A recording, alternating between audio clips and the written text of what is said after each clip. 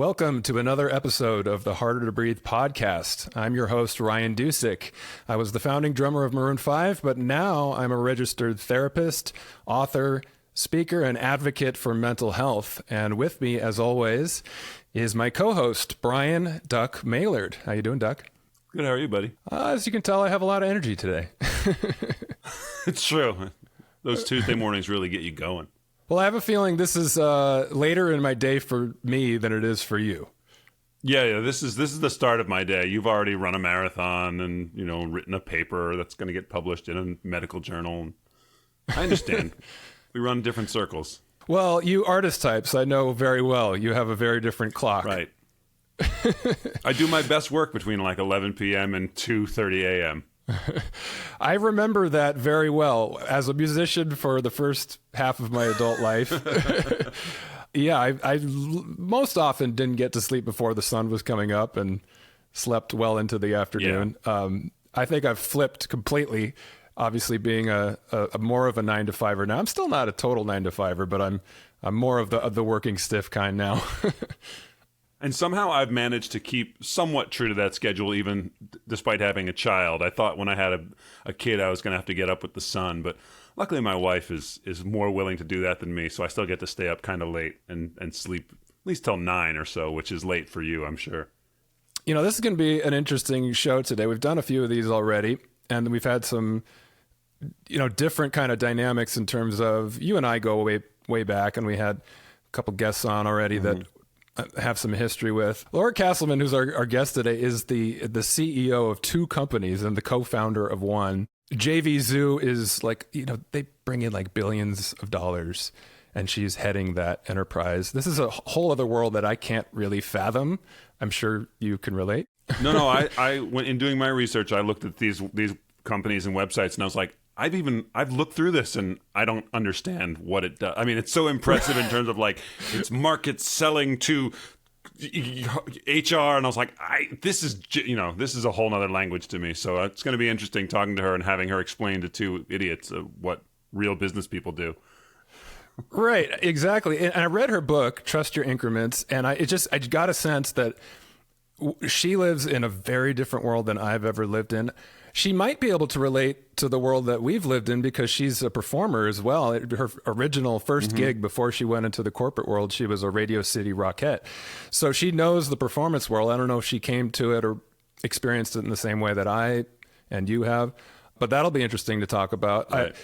It's quite a resume. She has a best-selling Wall Street Journal bestseller book currently out there. She's the co-founder of Vita Street, and CEO of that company and CEO of JVZoo tech companies, which is, as you were saying, a world that on top of the corporate world, I am like totally tech ignorant, which I'm sure people that look at my social media accounts can tell. I don't know. I think we're going to feel this out in terms of she's obviously a very confident, very tough-minded business person, maybe a little bit different than the kind of mental health oriented people that I'm used to talking to these days. But I think it'll be an interesting, different perspective than we might normally get on what it takes to be successful in this kind of world and how to navigate, being a woman and a powerful woman and navigating the kind of sexism and, those issues that still are an issue, unfortunately, not just in that world, but in our world in general. It'll be interesting to hear her perspective and how she's navigated that. Yeah, it's a whole separate set of challenges that you and I, despite the things that we've gone through, haven't had to deal with. It's starting behind a number of 8 balls. So, yeah, I think it's an interesting perspective, too, for this podcast, because like you say, a lot of times we want to talk to people who have struggled and people who are, going through things. But also the flip side of that is people who have overcome that or worked through that to achieve success. And Laura has achieved tremendous success. So it's going to be a good conversation to kind of find out what tools she used to work through that stuff and how to achieve what she's the status that she's achieved. So I'm excited. Yeah. Well, it's interesting. You meet people like this and you think to yourself, wow, they seem so confident and so together and really succeeding in a lot of different ways. And you think, does this type of person have a vulnerable side? Yeah. we only usually see people once they've achieved that success. You don't really get to peek in on them on their way up, and like a guy like me who's a jobber, and as an actor, I do one day on a TV show here, one day, it's like I'm literally in the middle of it. And who knows if 5 years from now I've got a level of success that people go, man, he's just so confident, and he didn't struggle. And I'm like, you have no idea what the 25 years beforehand were, So yeah, it's like I said, it's an interesting perspective. I'm also curious to ask her, because for you and me as creative people, artists, performers, of all the worlds you can walk in, that's a world in which vulnerability is probably embraced more than most industries, because as an artist, you need to wear your heart on your sleeve to a certain extent. When you're in an industry that is very competitive and it's kind of survival of the fittest, to a certain extent, it's probably not appropriate to always show your vulnerability. You have to have a certain... And it's a weakness, as you say, like puts a target on your back. Yeah, and so that's why I think it's important to have this type of guest on the show, because it's nice to talk about how we would all be healthier if we all embraced vulnerability more. But for some people, that is a liability. If, for instance... Right. I studied this in school. If you came from the inner city, for instance, being in touch with your feelings and showing your vulnerability is probably not a great strategy in terms of dealing with the kind of elements in the inner city that might be threatening to you if you show weakness. So it's like, depending on your context, it might or might not be the best strategy just for survival to be outwardly vulnerable. We know that it's healthy for your own mental health to be in touch with your vulnerable sides, but in terms of strategies for getting along in the world, it might not always be the best strategy for succeeding. Yeah, those worlds don't always line up. All right, so this will be an interesting conversation. I'm looking forward to her perspectives. We'll just jump right into it now. CEO of JVZoo and Wall Street Journal bestselling author Laura Casselman is coming on the Harder to Breathe podcast right now.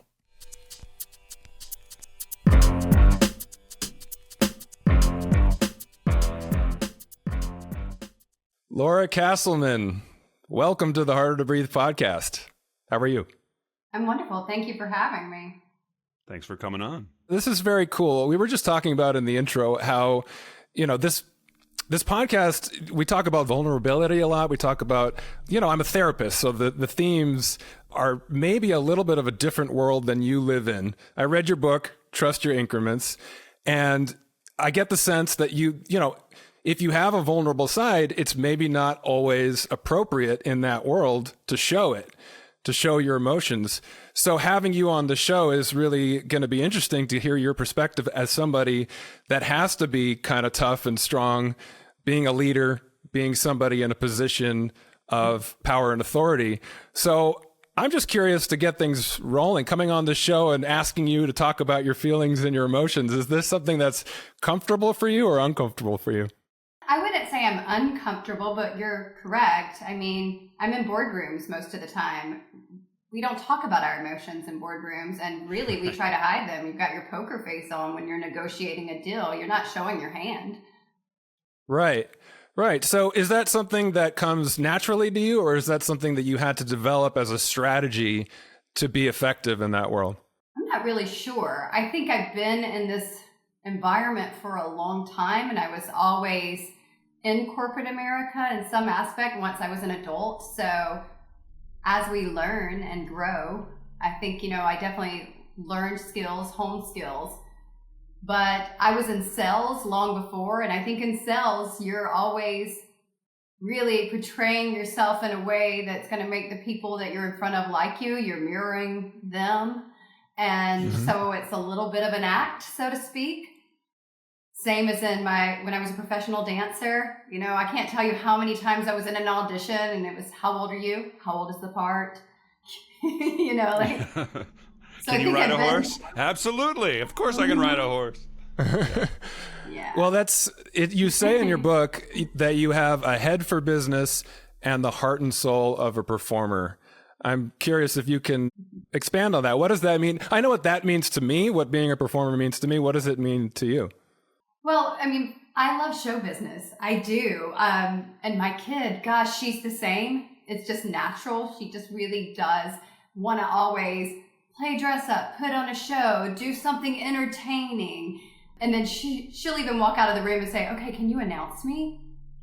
I'm not asking anyone to announce me. She has not picked this up for me. It's just, she's like, I'm going to do something big. I don't know what it is yet. So I think it's just kind of like innate for us that we love being in the limelight, so to speak.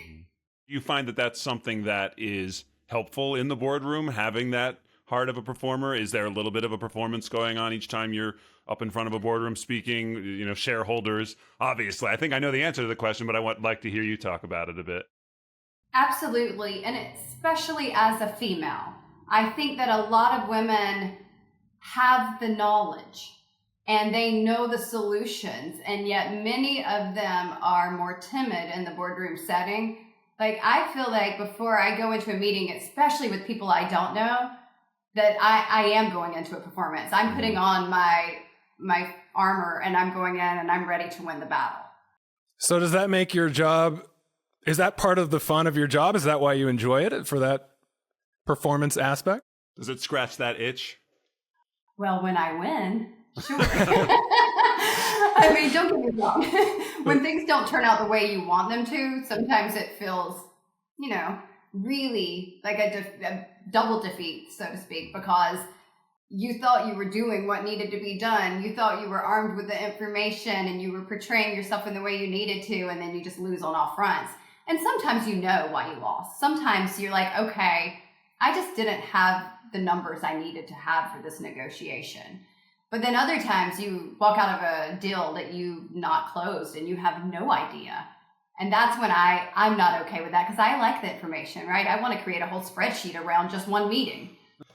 Laura, you sound like you're describing my life and my career as an actor. It's the same thing. You prepare, you learn the lines, you make strong choices, you walk in, you go, I nailed that, and then you never hear, and you go, if you could just tell me why I didn't get that job, at least I could build on that for the next time. But I just talked about this. I auditioned for a job last year and I was really excited about it and I worked really hard and I didn't get the job, and I was like, well, I'm going to watch the show and see who got the job to see what choices they made.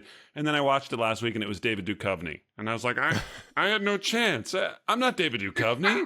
So sometimes you can do everything you want, but David Duchovny is going to walk in that door and take the job. I guess there's nothing you can do. So there's no sense worrying about it and feeling bad about yourself. That's my lesson that I took. And in the business perspective, similar. Sometimes you walk out and the deal was, 50 million more than what you were bringing to the table.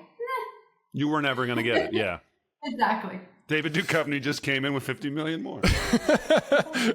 So Laura, you talk in the book about how if you didn't get the job, if you didn't make the deal, you often follow up and send an email or something to try to figure out exactly what could I do better. That's advice that you give to people that are coming up in terms of you're going to learn from the things that were failures. That's a big touchstone of the things you talk about is there's going to be failures on your ride up the ladder. You have to be prepared for them and prepared to look for the lesson in that. Can you talk about that a little bit?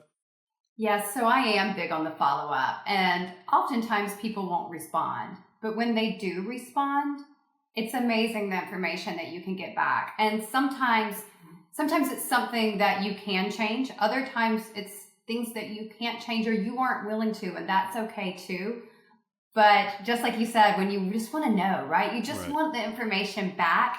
And for me, if it is something that I can control and it's something maybe I need to tweak or work on, I'm going to take that information and use it to improve myself or my business.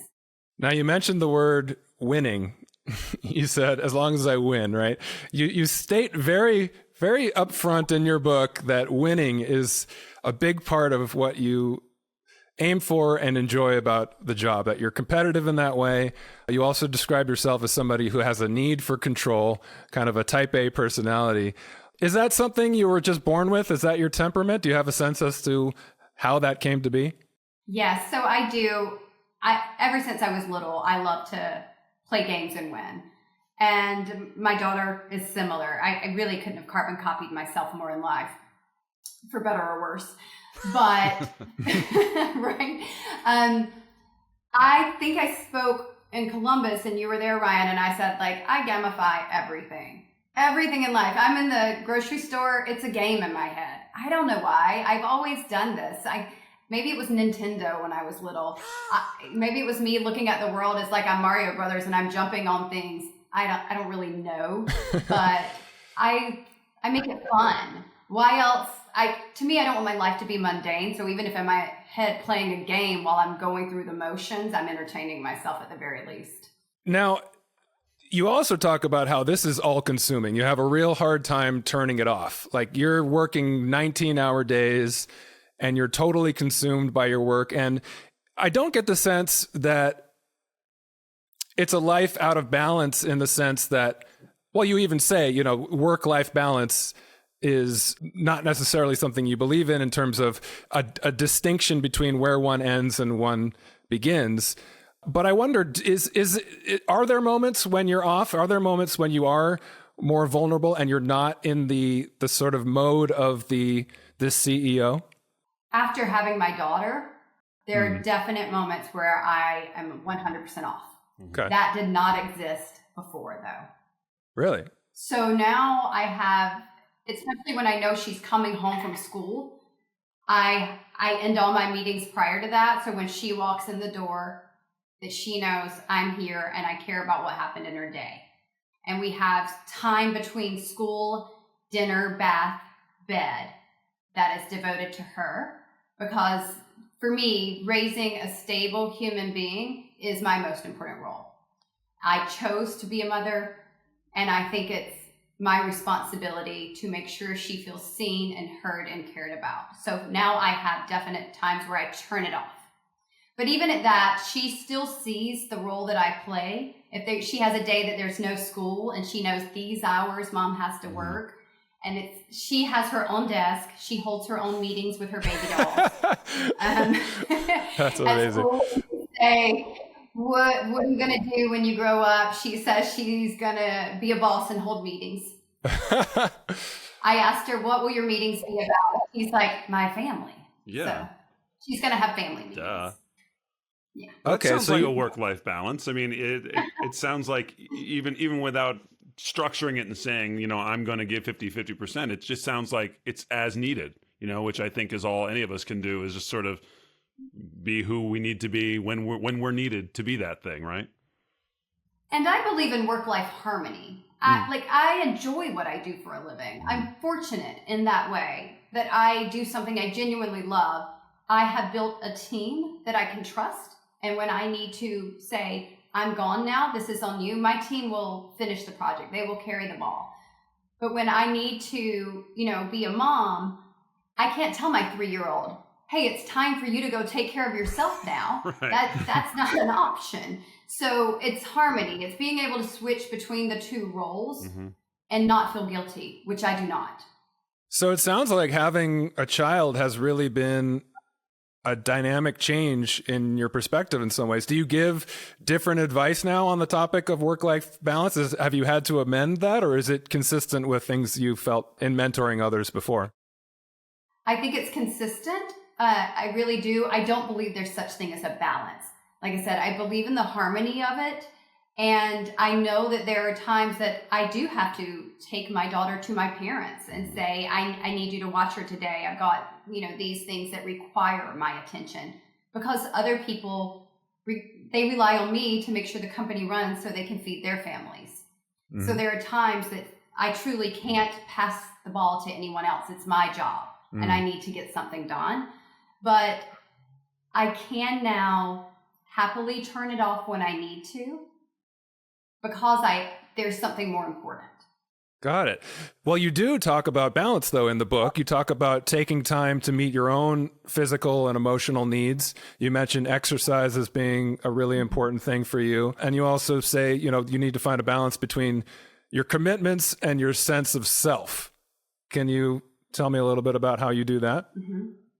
Yeah. So, I think there are things that very much feel like they're mine, right? This is who I am. It's not about anybody else.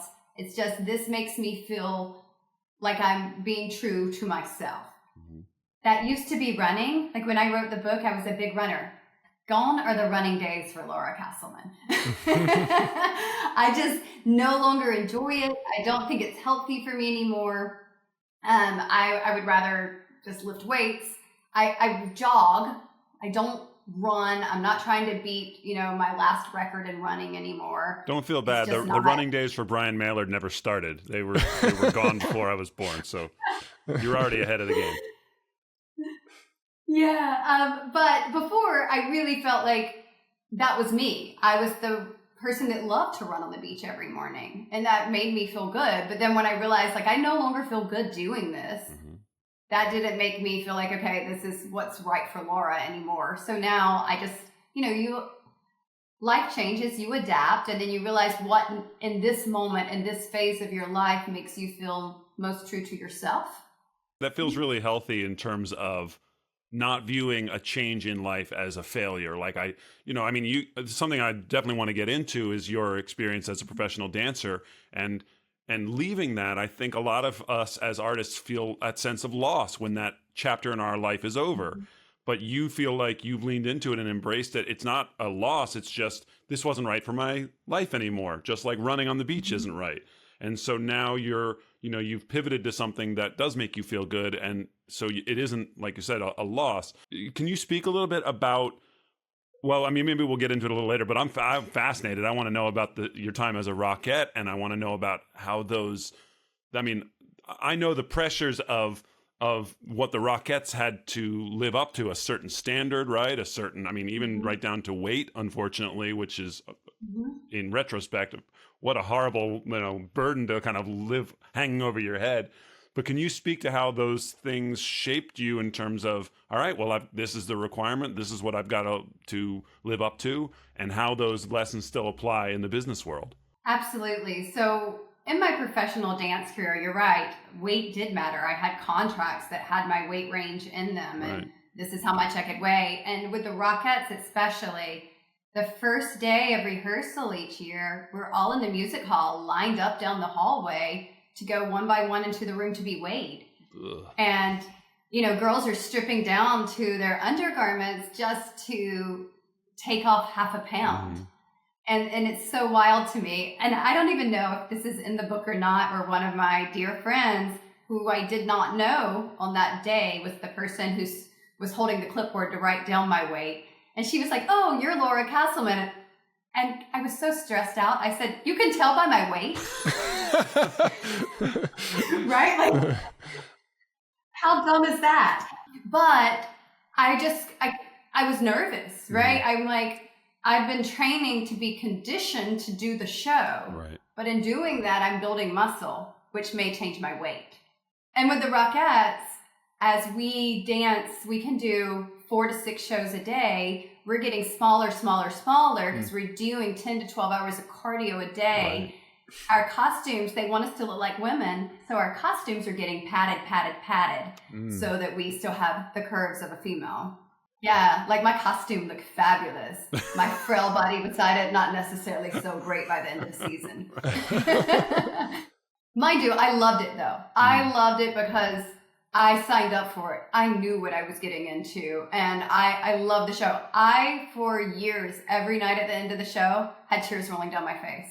Every single night. I would do the show 4 times a day. I would have tears rolling down my face at the end of the show because I just thought, I'm here. I did it. I said I was going to do it my whole life, and I'm here. And I was grateful. Other girls, not so much.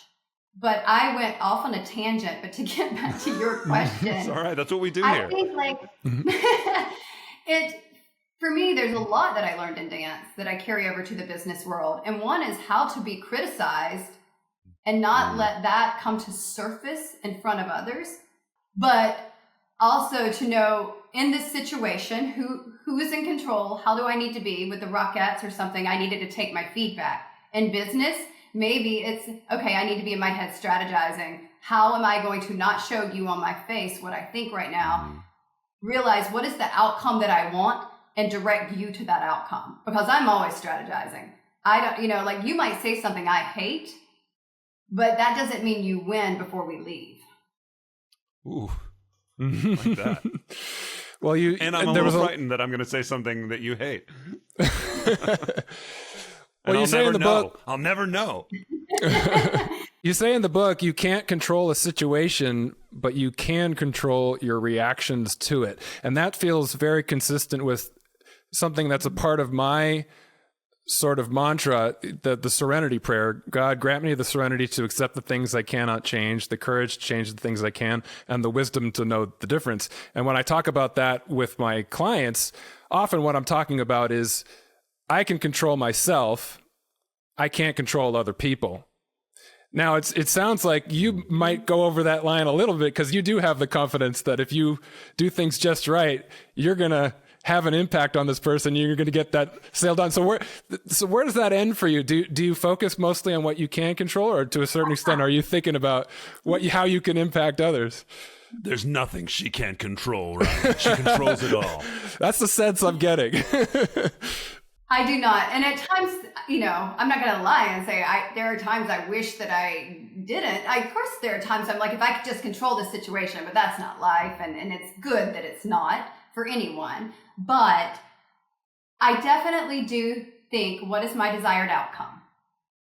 And what I say next, how do I lead this towards my desired outcome? There are many times that I would love to put someone in their place. And honestly, I think they deserved it after the.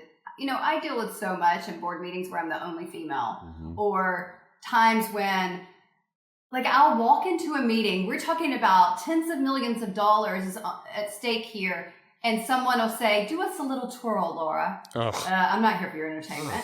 Like, how rude. Yeah. But instead of putting that person in their place, I know exactly who I'm playing with there, right? I'm going to probably sit as far away from you as I possibly can in this meeting. But also, I know that you're probably not going to be my problem in this meeting. So I'm going to pay attention to the ones that are strategizing more and realize that you're a little simple-minded. Is that my fault or theirs? Right. So it seems like one of, or if not the overarching goal of your book, and a lot of things you talk about mentoring young women in the corporate world, is you want to make the business world equal for women. That's kind of a stated goal, or at least be a part of that process. So we're kind of crossing over into this topic now.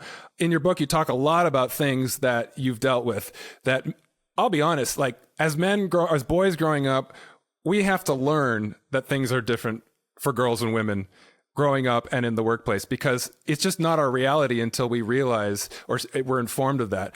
So what is the impact that you're trying to have? What has your experience been?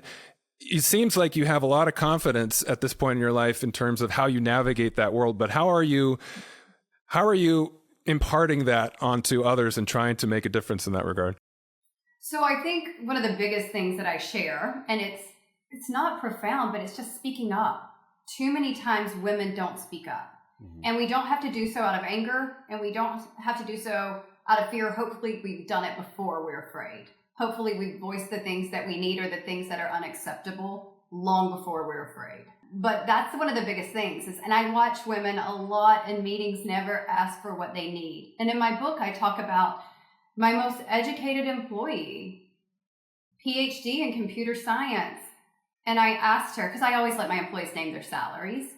So I said, okay, now what am I paying you? And she said, okay, well, my husband makes this amount of money, so I want $3,000 more a year. Her husband had his bachelor's degree and about 10 years less experience in the industry. And she asked for $3,000 more. Who's selling themselves short there? But also I'm the CEO of a company, and it's my job to protect the company and save the company money. So what I'll do in those situations is I'll say, okay, you named your salary, cool, you're hired. In 90 days, we circle back to this and discuss, are you being paid the right amount? And then I'll take that into a coaching thing. I'll usually give them the raise they should have had in the first place. And we talk about where we kind of went wrong in the negotiating process, because it wasn't even a negotiation for me. It was just someone undervaluing themselves. And a lot of times women do that because they fear that they're not worthy, or they think, I saw the job posting and I didn't hit every single mark on there. Meanwhile, men aren't afraid in general to apply for things they're not qualified for. It's charming, right? Yeah, right. Oh, bless his little heart. No, I think really women should become more like that. Like, what's a no? Too many times women fear the no. Mm-hmm. What's no? No is being told, okay, this doesn't work right now. And right. Maybe it doesn't, but maybe it's that I need to hone in on the skill. Maybe it's that I'm going to come back and ask again. You know, no is not an awful word. And I think so many times women are like, and people in general are like, oh my gosh, I've heard a no. I sold Girl Scout cookies when I was little, and I loved a no because I was like, you're still going to buy cookies. You know? Again, get that win. Yeah. Right. You also talk about in the book just some of the like day-to-day realities of how different you have to go about your day. You sound very strategic in terms of like the way that you present yourself to the world based upon the context, the people that you're going to be walking into a room with. That was eye-opening for me. Can you maybe explain to us, like on a daily basis, what a woman in your position has to navigate that if I were to go into that world, it wouldn't even occur to me that I have to think about some of those things. Yeah, so I think a lot of times it just depends on where I'm going. Where am I going today? What's the setting?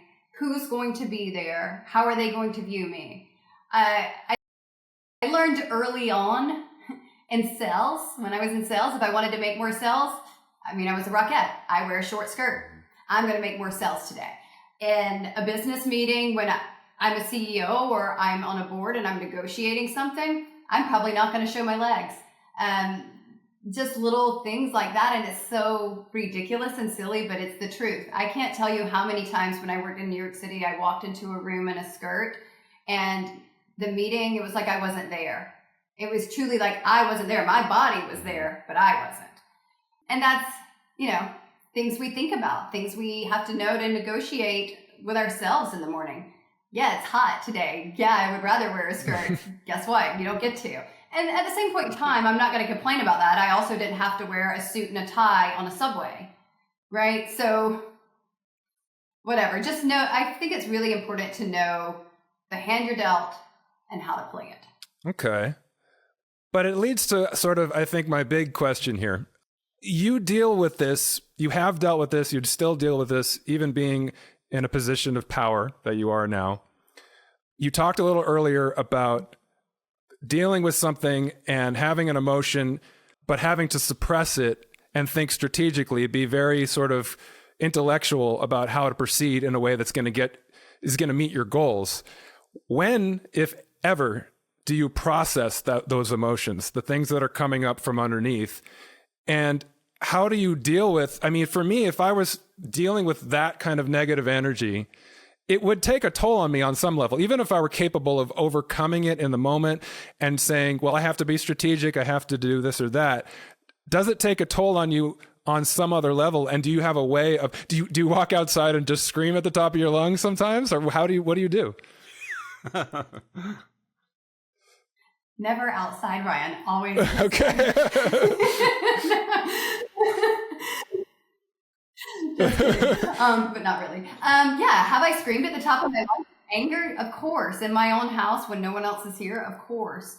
I was laughing or smiling while you were saying that because the first answer that I wanted to say, which is probably the most true, is, well, I process it at night while I'm not sleeping. When I should be sleeping, when I should be resting, I'm playing through things in my mind. I am dealing with the emotions of it. Just recently, I got caught off guard by something. I didn't see it coming. And I feel disappointed in myself at this point in time in my life when I don't see it coming. And I got caught off guard. It was in a business setting, but very personal. It was directed towards me. It was personal. I was embarrassed. I was ashamed, even though I should not have been ashamed. So I was mad at myself in hindsight that I felt shame. And I was hurt. But it's all a business setting. So I was professional in the moment. I didn't sleep at all that night, at all. I tried to lie in bed. And what I realized were two things. Is one, I needed to get up. I need action. I want to fix. I'm a fixer, but I was like, I can't fix this other person. I can't fix this issue. Right. What do I have control over? So I just got up and I worked on if what had been said to me had been constructive, and it wasn't, and it was in a very public setting, but had it been constructive, what would that have looked like? So I reframed it to myself, and then I got to work with what would have been constructive out of it. So then by the time I was done with that and the updated work I had produced, I was proud. But then also I realized, like in my book, I talk about playing the game of the old boys club. What I was most angry about was at the moment, I was still playing the game, but with a woman. And I was pissed about it because I thought, this is why we can't get ahead, ladies. We're always in each other's way with some BS like this. So, and that was just like 2 weeks ago. Oh, wow.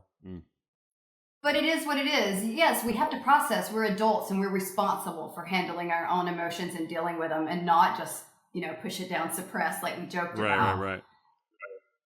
And I think, different times are different. So for me, I don't sleep when I'm upset. And that was it. I just got up and I worked. And I just had to reframe the ugliness into what would it look like if it was constructive. I actually have a follow-up about that, only because you clearly show that you have the experience and you have a skill set in your toolbox now to deal with a situation like that. Like you say, you took in the moment, you kind of processed it and thought, how could I have performed better? What can I do in the future to avoid that? Things like that. I'm curious, and I think on this podcast we're always curious about the moments when we didn't have those skills at our fingertips yet. The anxiety or the reactions to those moments before we were educated enough or experienced enough to know how to deal with them.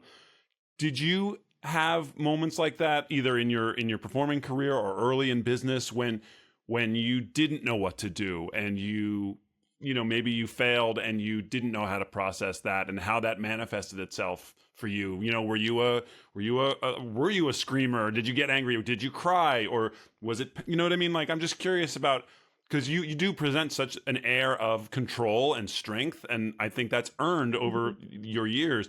But I'm always fascinated to hear how people dealt with it when they didn't have all those tools at their disposal. So being from the dance world, and I started working professionally at 16, we are very much trained, when you get feedback, no matter what it is, you say thank you. And that fell in line with me being Southern, right? So I was conditioned, very much so, that when things aren't what I want them to be, say thank you.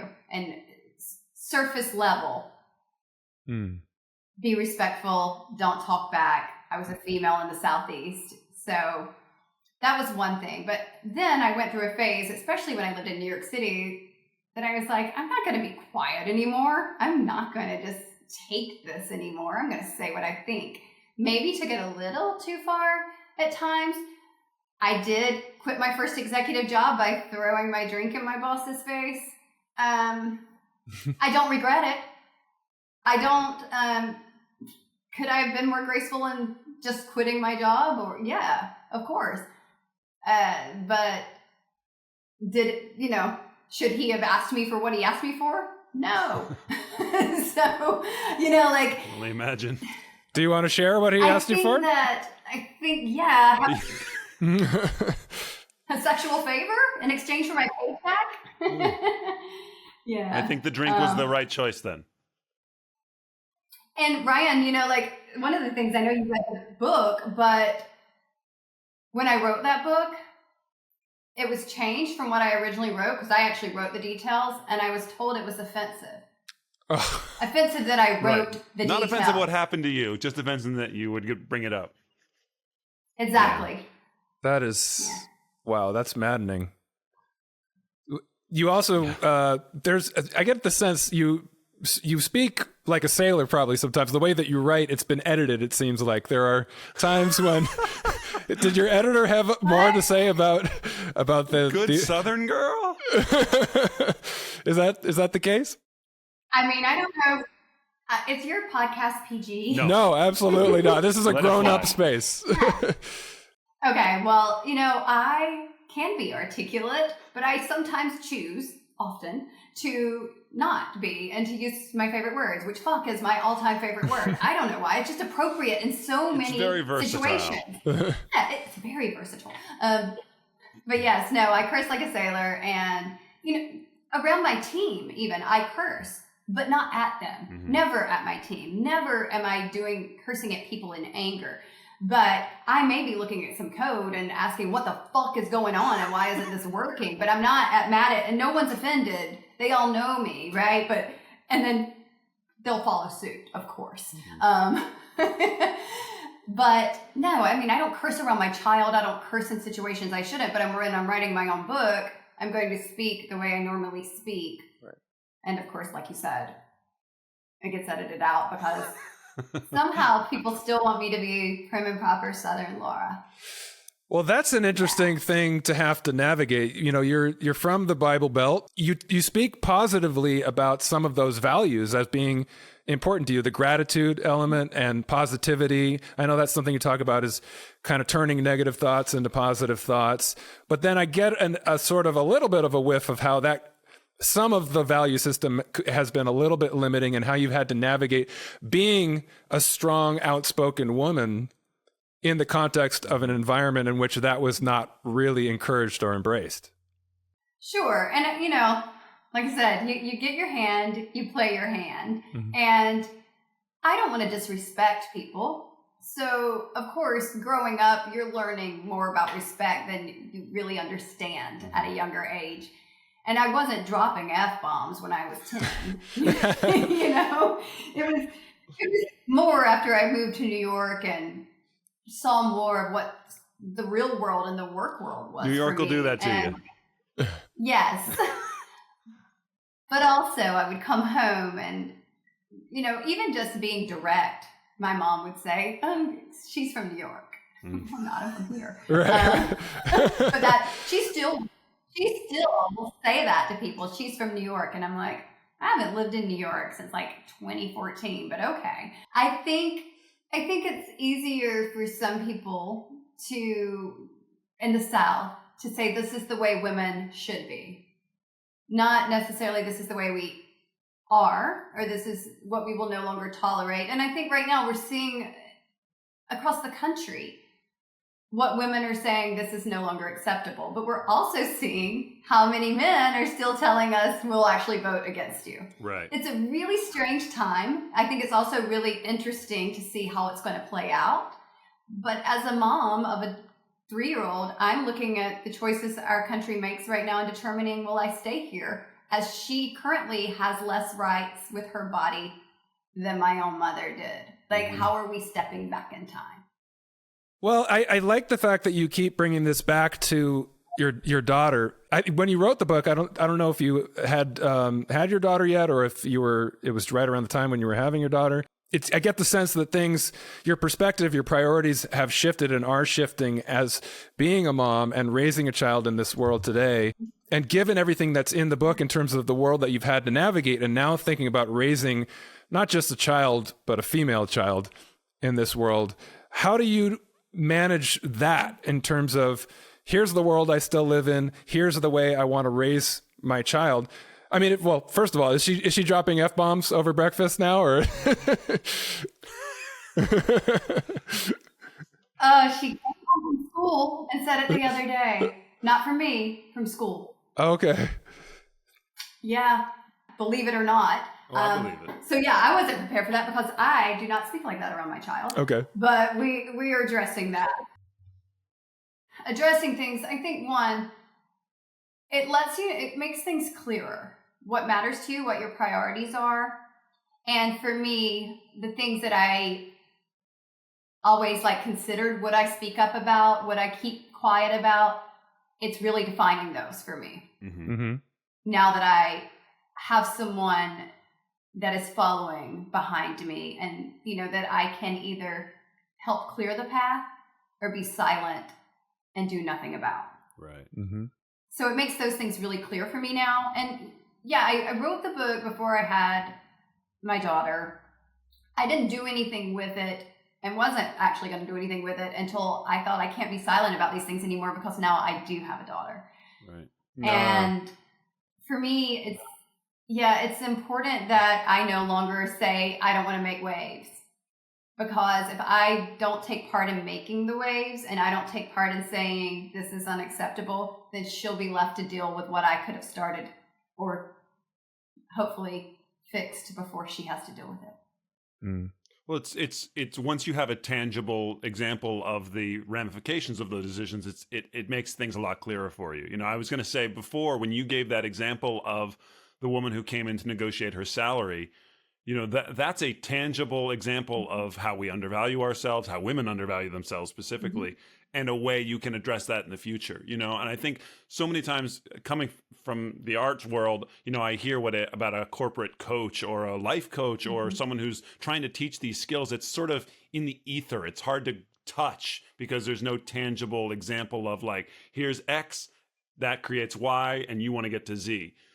Having a daughter now allows you to just apply those rules to something that's in front of you that says there's real ramifications to these decisions that are being made in my name or in my daughter's name, and I better speak up and fight for her because these old men aren't going to do it. So yeah, true. And I noticed something, actually it was today I noticed it. I don't really get angry. Sometimes I get angry at myself, but I don't really get angry at other people unless it has to do with my daughter. Today, I was like genuinely angry over something. And I was like, oh, it's because it has to do with her. And now I'm mad. Like now I'm mad and I won't, normally I would sit there and think about my reaction, but I didn't think about my reaction. I just let the person know how angry I was because it had to do with her. So mama bear syndrome. Yeah, definitely. Yeah. I might need to think about it.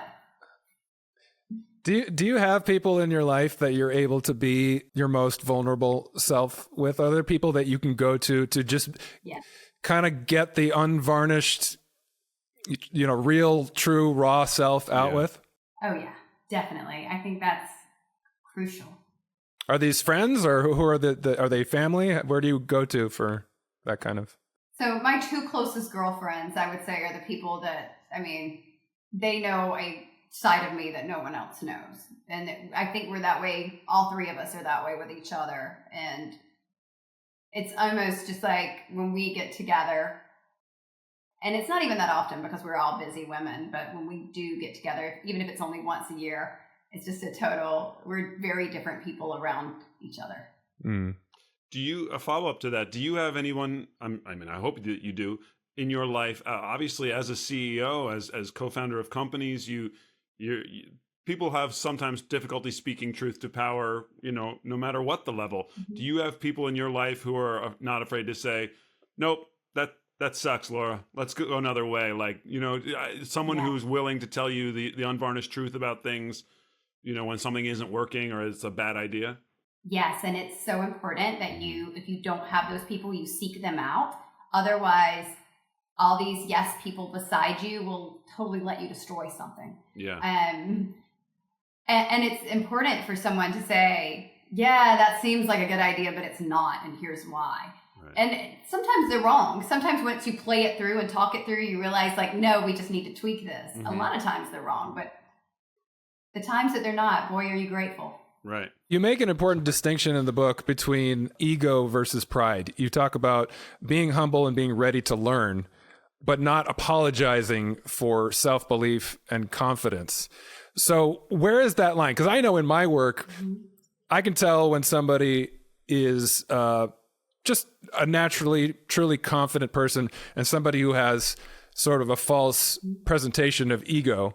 Where is that line for you, and why is that distinction important for you? Well, I think it's important for all people to have confidence in their own abilities. And I think we see far too many people that don't have that, and it manifests itself in a lot of negative ways when they aren't confident in their own abilities. And I think that you get confidence by being willing to learn, by being willing to take feedback, by willing to fail. People are so strange about failure. That was actually just the talk I did on TEDx, is because I think that it's really unhealthy the way adults view failure now. And like, I fail all the time, but I don't care, because each time I'm learning from it so that I can do better the next time. And that's how I accomplished the majority of the things I've accomplished in life, is because I failed my way right to them. But, you know, when you take feedback from other people and you're willing to say, I don't have it right now, I shouldn't be leading people on this. And you're willing to say, when you're put in a position of power, like, this has got to be a team effort because I don't have the answers. I do that all the time with my team. I think that's a big difference between confidence, knowing we can get there together. I can take in all this information and I can weed out what's not valuable to us so that as a team, we can get to where we're going. That's confidence, and that's being secure with what I'm very good at doing, but I don't have the answers. So my ego is not coming into play telling my senior architect that I'm the one who should be architecting out this code, and I'm the one who's going to tell us how we're going to do it because I've got the title of the CEO. That's ego, and that has no place. Mm-hmm. I think so often we mistake ego for confidence. I see it in my clients in the type of people that they're attracted to. You know, confidence is very attractive, and a lot of people are drawn to that. But, you know, I think you get a pretty far in this world, both in business and in personal relationships, by projecting a certain amount of confidence. But most people don't actually have that kind of confidence. They're actually just compensating for a certain level of insecurity with a projection of confidence. Yes. Which to me it's frustrating when I hear clients talking about this, because I'm like, you know, you talk about the people you've been in relationships with over and over and over again, and you run into the same problem being attracted to this type of person. It's like, when are you going to learn that there's a difference between confidence and ego? And for me, I've been through that myself personally, because I know I was kind of an insecure kid growing up. I was kind of shy. And then all of a sudden I'm this rock star in my 20s, pop star. And I think I had to adopt a certain air of confidence to go with that role. And then walking away from that and dealing with how much of a hit I took to my ego, to my self-esteem. I think my ego actually went up even higher in the years after that. I was really compensating with this sort of alter ego of, I'm just a rock star. I can get away with anything. I don't give a shit. And, you know, everyone is just blessed to be around me. I have a feeling there's probably a lot of people in the business corporate world that have that sort of ego compensation syndrome, because achieving and having success and having a big name and having power goes a long way to, at least superficially, make you feel bigger than how you feel inside.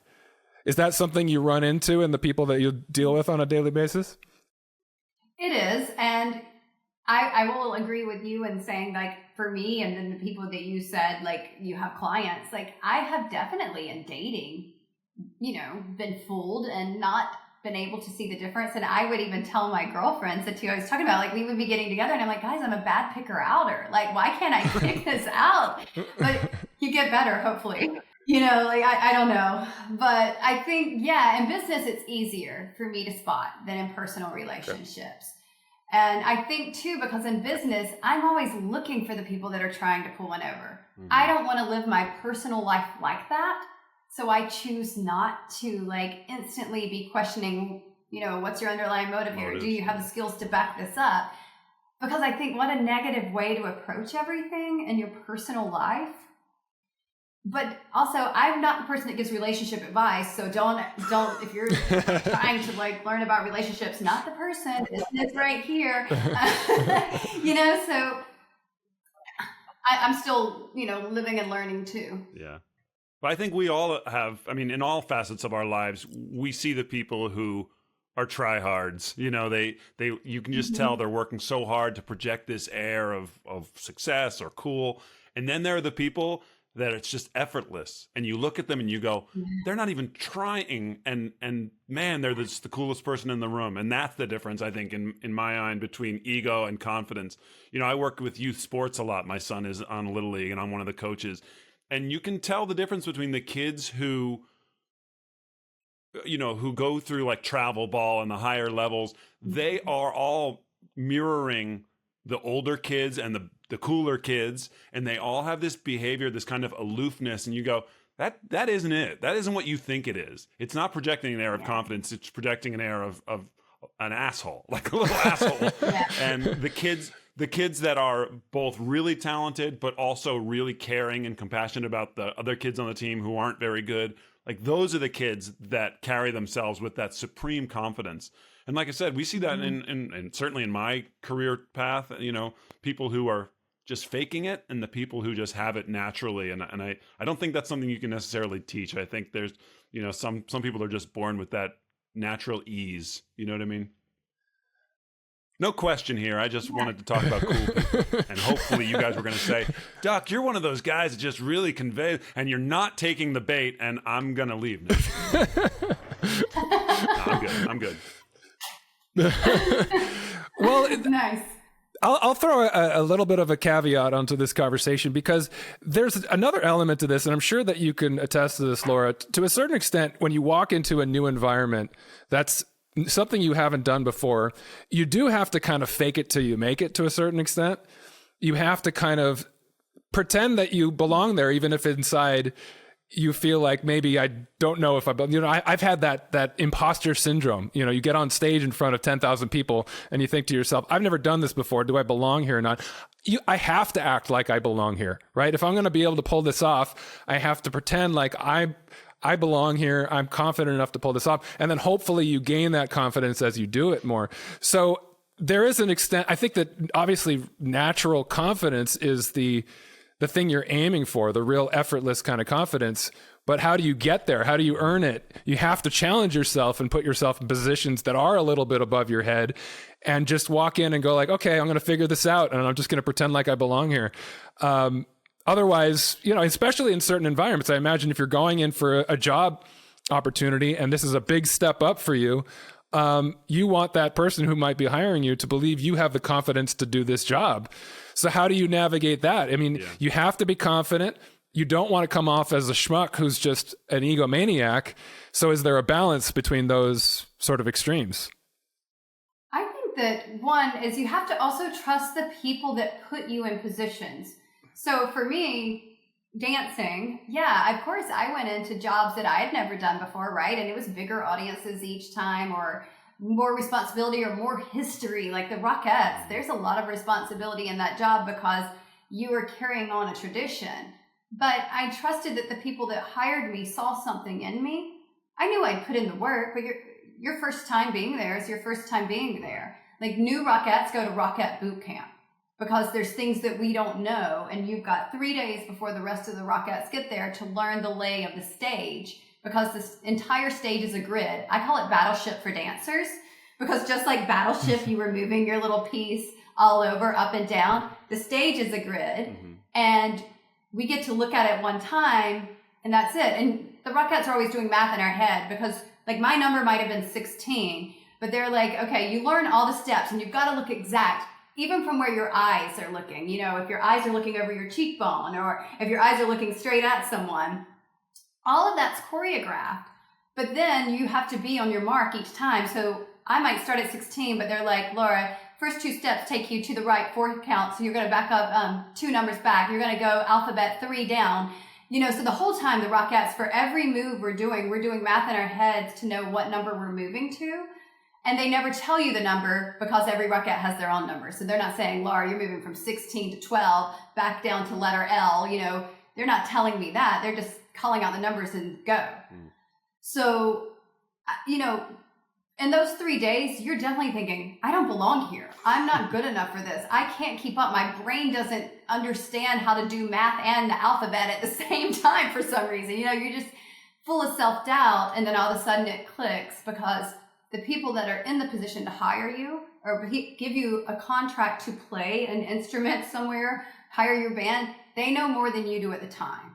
And so I think to a certain extent, you have to trust that the right people have put you where you are now. And then you have to trust yourself. Like, hey, I was at class every day. I was rehearsing after class. I was putting in the extra hours and the time. And also accept it's okay if you mess up. Okay, with the Rockettes, it's not. You have to be perfect every single time. That's pressure. So Says the girl who, by the way, I told everyone since I was 3 I was going to be a Rockette, and when everyone from my hometown, like the audience was full of everyone who had ever heard me say that, they're all there, and my shoe breaks. I fell in a kick line, and did I deserve to be there? Right? That's what you're thinking. Right. Should I have been here? Everybody here thinks, oh, Laura's a failure. Laura's going to get fired. And I thought I was going to get fired too. But then we got new shoes. The Rockettes all got new shoes. They were like, you guys can never wear these again. So yay, you were Laura. the impetus for change, for the better. And I had to lie down on a table and have my backside airbrush to cover up the bruises from how hard I fell when my shoe broke. But yeah, like I think that's it though. You have to trust people. You have to trust in the work that you've done and trust in yourself that you will take feedback and continue to try to improve, because I don't know if any of us ever arrive. Do we ever actually fully arrive? I hope there's always someone better than me, because God, if I was the best at what I do right now in the entire world, how boring would the rest of my career be? Right. So then I'll make this the last question, I guess. I have a feeling you have a lot of responsibilities you need to get to. I don't want to take up too much of your time. I could ask you probably 5 more questions, but I want to be respectful. So then how are you defining success for yourself? And how would you define success for your daughter? What is, if it's not reaching a certain place where you've now maxed out, this is the ultimate of my potential, what is success exactly for you? And what would you wish as success for your child? So for me, I'm at the point in my career where, I am financially secure, which is lovely. And it's nice to be here. But I get to constantly be exposed and learn new things, which then brings on new challenges, right? That's how I set my goals now. If it was just me setting, even for the company, this is the new financial goal, that would become a little monotonous. But now I'm to a point where it's like, hey, what can we do to make our customers and our users' lives better? How can we solve these problems for them and it be something innovative, as opposed to, oh, this company's doing it, we could bring that into our industry as well. So it's challenging, it's exciting. I'm currently working on something now that's the biggest thing I've ever done in my career. If it pans out, I'll be celebrating. If it doesn't, you'll never hear a word about it. It'll be a failure that I accept, learn from, and keep doing it until I can talk about it. And that's okay for me. And I'm just at a really cool spot right now where what I come up with next year that'll be my new definition of success will be only because of what I'm exposed to this year. But for my daughter, if I can raise a child that is happy, a child that becomes an adult that knows how to find happiness wherever she is, that's success for me. I don't care what she does with her life. I don't care how much money she makes. I don't care what career she chooses. Does she know how to be happy, and can she handle that challenge within herself? Then I've done it. Excellent. Well, I get the sense that you are happy doing what you do and being the mother that you are. And so in that sense, you are a success. We know that you're a success in business, but I also have a new respect in this conversation of the way that you've been able to balance a life that with an incredible amount of responsibility in it, that you're able to balance being the successful professional that you are with your commitment to your daughter, and then still have time to have friends that you can connect with in a vulnerable way and prioritize your family. That is not easy to do. And that's really a model for the type. When we talk about balance, you can call it harmony, you can call it work-life balance, you can call it whatever you want. Navigating life in a way that you're successful at being happy and honoring your commitments to the things that you value most in your life. That's a successful life to me. So thank you for sharing that life with us today and talking about how you do it. It's impressive. I'm a little bit intimidated by the fact that you are able to do all of these things so well. And I'm like, these are life goals for me. I'm still working on. I'm not quite there yet, figuring out how to navigate all those different things. So it is inspiring. Thank you so much for coming on the show and sharing that with us, and for all the work that you're doing. Thank you for having me, guys. Thank you, Laura. Laura Casselman on the Harder to Breathe podcast. Another wonderful episode with a wonderful person. We'll talk to you again next time.